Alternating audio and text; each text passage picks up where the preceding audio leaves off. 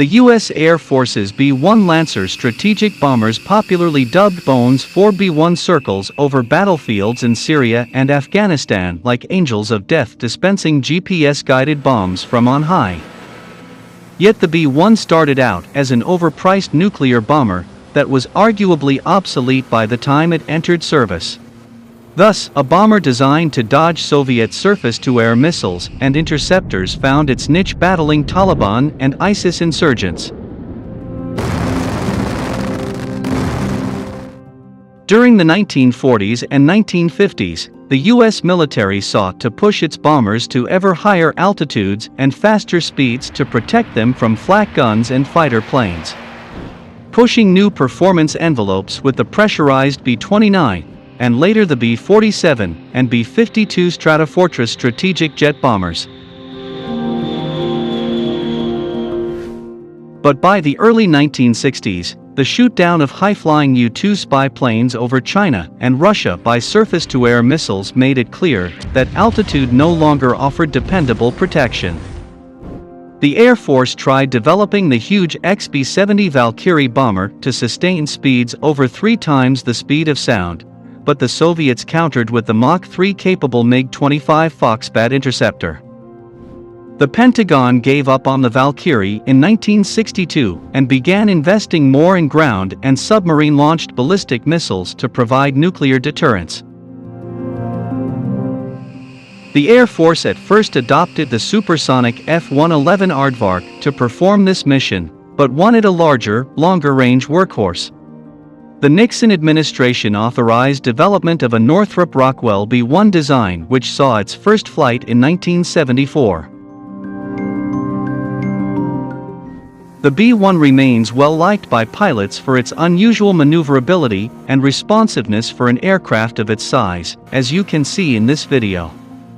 In the early 2000s, Boeing even floated a concept for Mach 2 capable B-1R model using the F-119 turbofans of the F-22 Raptor and armed with air-to-air missiles. Like a Star Comet? Yeah, that's what I thought. The costly new bomber featured swing wings which could sweep forward to a 15-degree angle to maximize lift during takeoff or landing, allowing the 44.5-meter-long plane to operate from shorter forward airbases.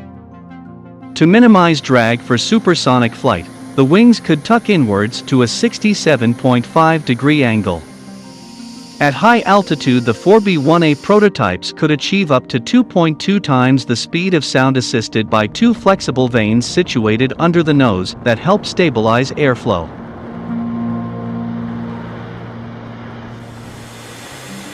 This time, the Air Force sought a cheaper, revised B-1B model which could fly further, 6,000 miles, with heavier payloads, but at a reduced high-altitude speed of Mach 1.2, 830 miles per hour, or Mach 0.95 at low altitude.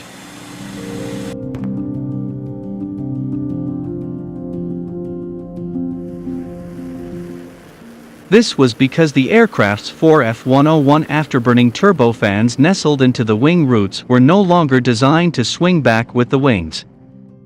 There was no longer any pretense that the B-1 would outrun fighters and air defense missiles.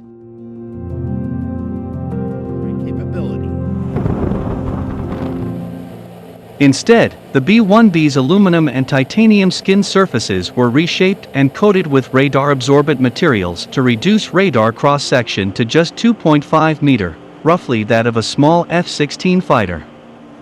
Though far from being a stealth plane, the B-1 would not be susceptible to detection and targeting at very long range like a B-52 would be.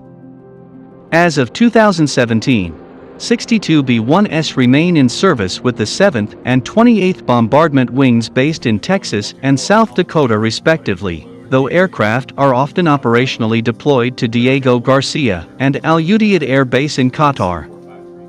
The Air Force plans on retiring the B-1 bomber by 2036, while the B-52 is slated to remain active well into the 2040s and possibly beyond.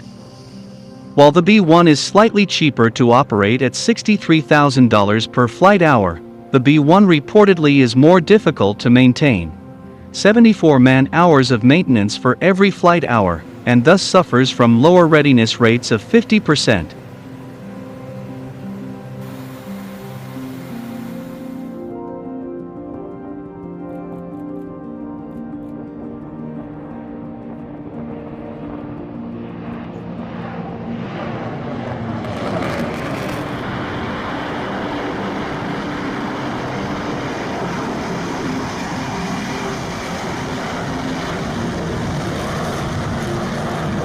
South end Alright, left-hand turn to the south at 23,000. January 3102, descend at pilot's discretion, maintain 10 Got a fixed in the ground. altimeter 2993, information 2